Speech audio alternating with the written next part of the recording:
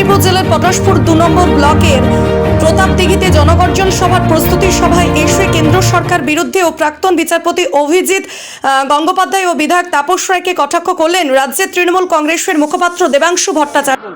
দেখুন, মোদিজি যে রাজনৈতিক দলটা করেন তাতে ব্রিজভূষণ আছে। সেই ব্রিজভূষণ আমাদের দেশের যারা সোনাজয়ী মেয়েরা তাদের সাথে যা নোংরা ব্যবহার করেছিল, তারপরেও তার বিরুদ্ধে কোনো অ্যাকশন নিতে পারেনি। মোদিজির যে বিজেপি শাসিত রাজ্যগুলো নারী নির্যাতনে তারা প্রথম, এটা বিজেপিরই এনসিআরবি রিপোর্ট বলে কেন্দ্রীয় সরকারের। ফলে এই সমস্ত কথার কোনো মূল্য নেই। বাংলায় মা বোনেরা জানেন একমাত্র, আর বিজেপির যদি এত মহিলাদের প্রতি প্রেম, তাদের তো এতগুলো জায়গায় সরকার, কোনো রাজ্যে কেন মহিলা মুখ্যমন্ত্রী দিতে পারেননি?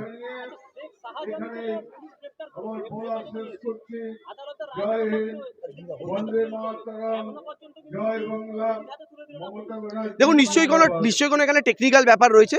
ইডি আর পুলিশের মধ্যে হস্তান্তরের, তো সিবিআইয়ের মধ্যে হস্তান্তরের কিছু সিস্টেম থাকে, কাগজপত্র নথির ব্যাপার থাকে, এই সিস্টেমেরই ব্যাপার, বাকি আর কোনো ব্যাপার নয়। যদি আদালতের নির্দেশ থাকে কেন কাজ হবে না?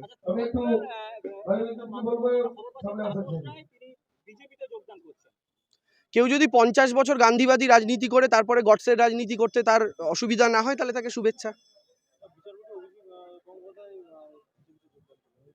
দেখুন, উনি আগাগোড়াই দালাল। আমরা প্রথম দিন থেকে বলে এসেছি যে উনি বিচারালয়ে বসে সেই জায়গা থেকে দাঁড়িয়ে উনি ভারতীয় জনতা পার্টির হয়ে কাজ করছেন। আমার কথা হচ্ছে, পয়সার বিনিময় জাজমেন্ট আর টিকিটের বিনিময় জাজমেন্ট দুটোই সমান পাপ। এক সেকেন্ড, জাতীয় সঙ্গীত হয়ে যাক। 2021-এর নির্বাচনের আগে শুভেন্দু থেকে শুরু করে একের পর এক নেতা ছেড়ে চলে গেছিল। তারপরও ইতিহাসের সর্ববৃহৎ মেজরিটি নিয়ে আমরা ক্ষমতা এসেছিলাম। আমাদের দলের নেতারা ছেড়ে যায়, এটা হয়েছে বহুবার, কিন্তু আজ অবধি দেখাতে পারবেন না আমাদের দলের কর্মীরা ছেড়ে গেছে। আমাদের দলের কর্মীরা ছেড়ে যায় না। মমতা ব্যানার্জি আর কর্মী, এই দুজন যতদিন আছেন ততদিন আমার কোনো চিন্তা নেই।